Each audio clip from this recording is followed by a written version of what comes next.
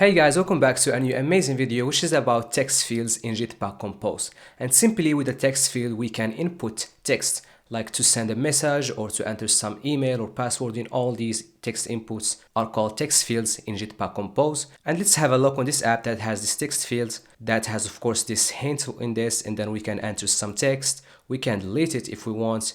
And if we go open the messaging app from Google, we can see that we have something similar to that. We'll see how we can build that, of course, with Jetpack Compose, and also just build normal text fields that follow material guidelines. So let's get started. Okay, here we are in Underwood Studio. The first thing we'll do is just creating a very simple text field, and that says just text field like this. And in here we get to pass two parameters to this text field, and the first one is value and on value change. Value stands just for the text that this text field is going to show. So let's for example put an empty text. And the value change is a lambda function, and here we get the new text the user inputs. But the problem here is that we need to assign this new text that the user input to the value of our text. And how can we do that? Well, the solution is to use a compose state, which is exactly the topic of the previous video. So if you don't know what a compose state, we'll see that, and to understand it even more you can go back and watch the previous video in this playlist. So let's create a compose state by just saying val text, for example, and put is equal to remember import remember, and then that is a mutable state of, let's start with an empty text like this. And of course we need to change this text input often, so we need to assign this to var. And then now our text value is going to be our text input dot value like this.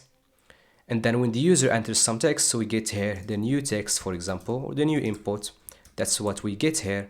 We need to assign that to our state. So we can just write now our text input dot value. Actually we don't have to make it var, is equal to our new text like this. This doesn't have to be a var because in this case this one stands for actually the state itself, so the state of the text. But if we want to get the value, we need to say value, unless we use the delegation by saying by remember, and then we import something. Now we need to remove this value because now we're referring to the value of the text directly, and then actually we need to make it var again. So it just depends. If we don't use delegation, then we don't have to make it var. But if we use delegation, then we have to, because we are referring to the value directly, to the string. Now if we run the app, as you can see here, we get this text input. We can enter some text simply. And this is a very simple text field that follows the material guidelines, as I said. And we have different types of text fields. So this is a normal text field. If we just write, for example, text field like this, we can also see that we have this outline text field that is just outlined. So let's run the app and see that. So here it is, it's just an outline text like this. So sometimes you want to use an outline one or just the other one. Let's just go back for the other one. And the other thing that we can have in our text is a hint. So to add a hint, we can use label in this case. And our label is just going to be a text that says, for example, type something like this. And then if we run the app, I don't know if it's going to, okay, so it's already updating.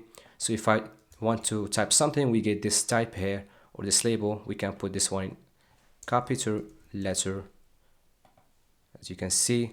And once I delete everything, that label, or I lose focus basically, then that type will come down. But to lose focus, I need another text field.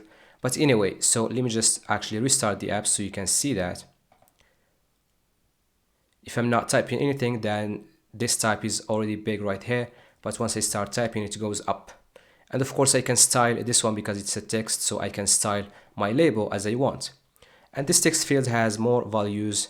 We can pass a modifier to it, whether it's enabled or not, based on something, whether we want to only read from it. So once the user enters something, then we want to make that read only, we can pass a text style to actually style the text, because now to style what's written in this text, we can just do something like a text by saying, for example, font, and then start styling it. We can't do that. In fact, we need to use a text style like this, and here we get the same functions just as a value, for example, color, and then let's go for example for red. Just for example, we can go for font weight or font style. We can go for italic like this. Actually, in the next video we'll get to see more stuff about these text styling, so we're not going to dive deep into that in this video. As you can see now, the text is red and italic, but it looks ugly, and that's how we can style it. Now, other things we can have is a placeholder that is just like a hint, but it actually disappears once you start typing. It doesn't go up. A leading icon, so we can have an icon, and we'll see that actually as I showed you in the first text. But to do that, we can just, for example, say a leading icon, and that is just going to be an icon. We'll use an image vector in this case, and then an icon that is anything like search, for example, and the content description can be just null, like this. To remove the error, I need to put that because this leading icon is a lambda function, it's not an instance of icon.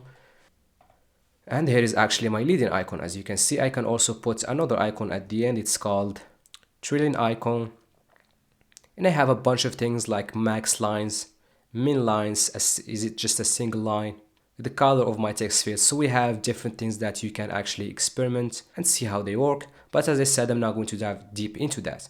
Now, this is how we can create a normal text field, and this is the text that we get from it.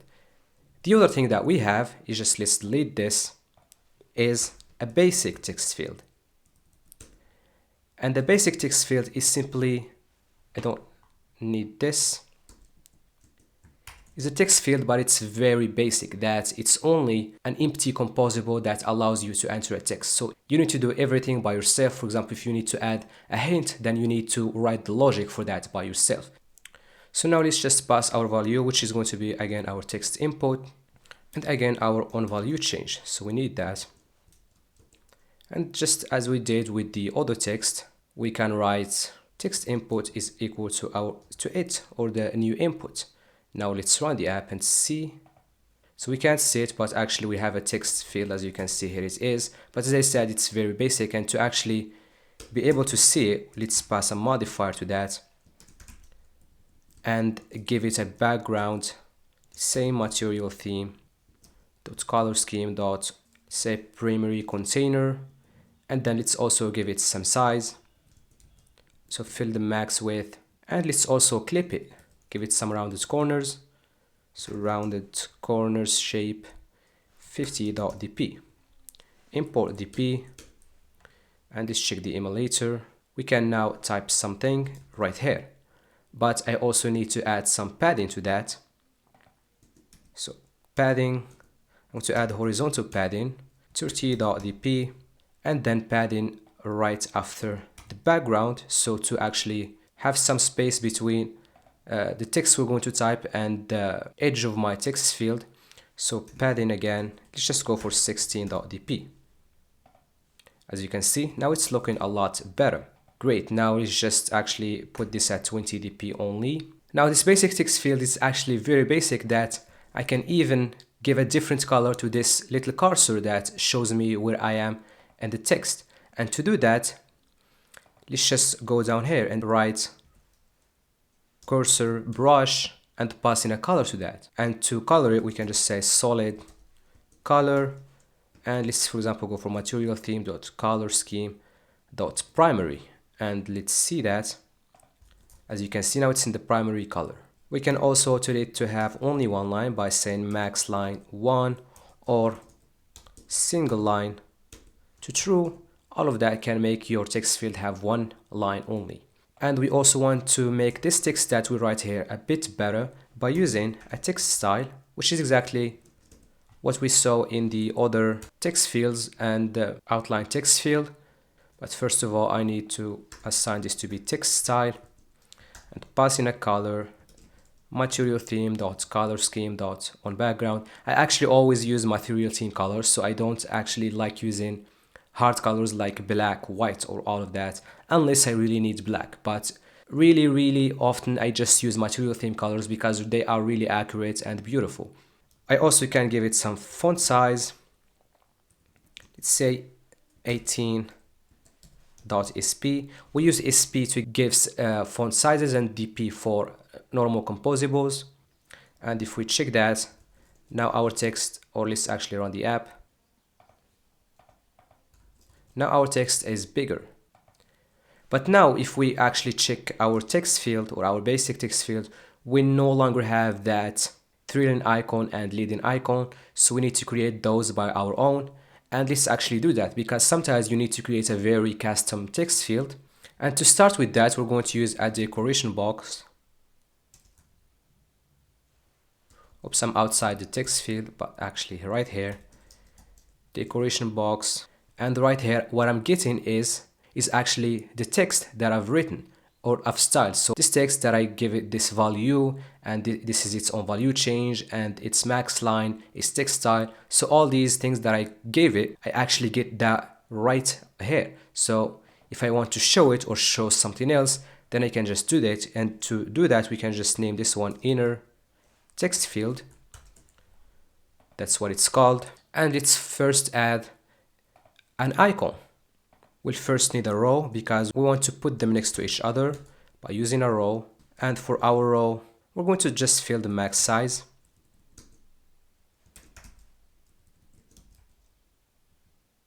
Or just max width, I'm sorry. And then I want everything to be vertically centered.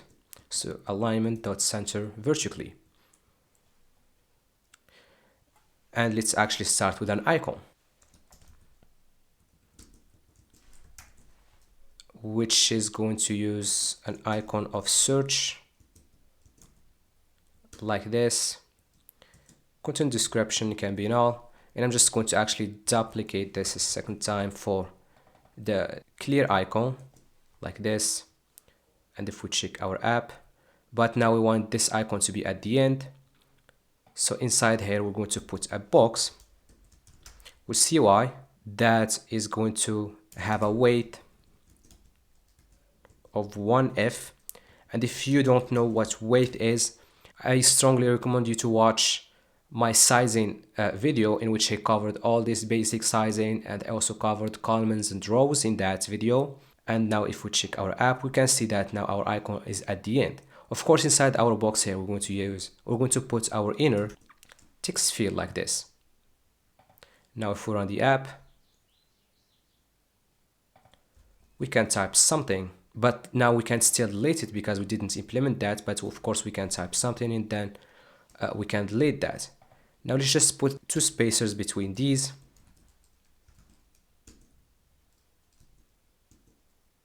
So let's go for example 8.dp, and we're going to put another one here. And now we also want to add a label or a hint. And to do that, we can just check if our text is empty. So if text input is empty, then we're going to show a label, else we're going to show our inner text. And of course the label is just going to be a text that, for example, says search. And we don't want to make this label completely visible. We want to make it a little bit transparent. We can add a modifier to that and use alpha, but we can just do it with color, just as we did with this one, just like this. So we're going to add a color to it, but then we don't want to just add the color, but want to add some alpha to that color. So 0.5f.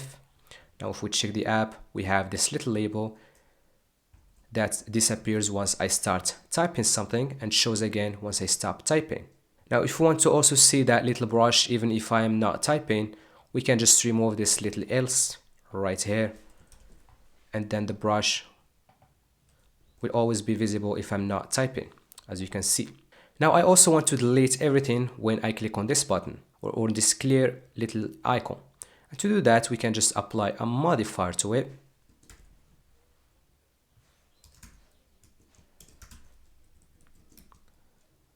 And make it clickable, and simply all we're going to write is our text input is equal to an empty text. That's it. And now if we type something, we click on it, everything is gone. And then of course, when we don't have any text, then it doesn't make sense to have this button here or this icon because the text is empty. And we can just make a check right here that says if text input dot is not empty, so when my text isn't empty, then I'm actually going to show the icon. Otherwise, I don't want to see it. So as you can see, there is no icon. Once I type something, it shows and I can delete. And then I can perform anything I want on this icon click. When I click on search, you can then just apply a modifier to it and then do something right there. And that's how we can use text or basic text field. But in the latest version of Compose, if we check our build.gradle, in this BOM Compose version 2024-0100, we have actually something new that is called BasicTextField2. It actually does the same job but with some differences. First of all, we no longer have this max line, so let's just delete that. Now what we need to use is line limits. That is going to be TextField.lineLimits and then .single line, but I don't want all of this like that. Let me import this now. I need to add this annotation to make the error gone, and then the decoration box actually still exists, but now it's only called decorator, like that. And actually it will work just the same, but we'll see now what's actually different. So if we run our app, I guess this is the old one. I don't know why it's not updating. So here it is. We can just do the same, but now as you can see, once I delete the text, it's actually not deleted. It's still right here.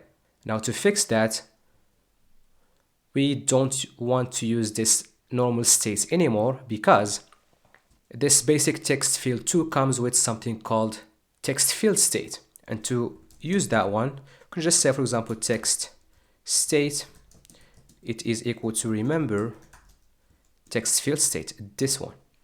Now we can use this one as our state and we no longer need this value, and on value change, we can just assign a state that is our text state.